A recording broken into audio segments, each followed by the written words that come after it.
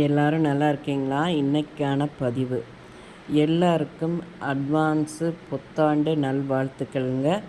இன்னைக்கு நம்ம இந்த வருடம் எப்படி இருக்கணுங்கிறதுக்காண்டி இந்த இதை நான் சொல்கிறேன். விசுவாசம் என்பது தியாகம், ஆனால் தியாகம் என்பதே வெற்றி. விசுவாசமாக இருங்கள். கண்டிப்பாக நம்மளுடைய விசுவாசம் என்பது நமக்குள்ள நேர்மையை காட்டும். நம்ம நேர்மையாக இருக்கிறோம் அப்படின்னா அது ஒரு விசுவாசமாக இருக்கிறது தான்.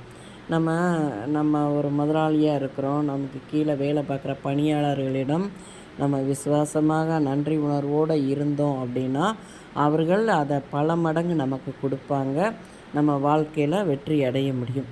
அதனால் நம்ம முடிந்த வரைக்கும் விசுவாசத்தோடு இருக்கணும். பார்த்துக்கோங்க, விசுவாசம் நம்மளுடைய நேர்மை, அதுதான் நம்மளுடைய நேர்மை. பார்த்துக்கோங்க, பொதுவாக மற்றவர்களுக்கு மரியாதை தராத மனிதர்கள் அந்த மரியாதையை தங்கள் வாழ்க்கையில் பெறவே முடியாது. பார்த்துக்கோங்க, நம்ம இந்த புது வருடம் ஆரம்பிக்குது, எல்லாருக்கும் நல்லா இருக்கணும் வேண்டிக்கிட்டு முடிந்த வரைக்கும் நம்ம நேர்மையாக விசுவாசமாக அடுத்தவர்களிடம் மரியாதையாக நம்ம நடக்கணுங்க. நடந்தால் நம்ம வாழ்க்கையில் தொடர்ந்து வெற்றி அடைய முடியும்.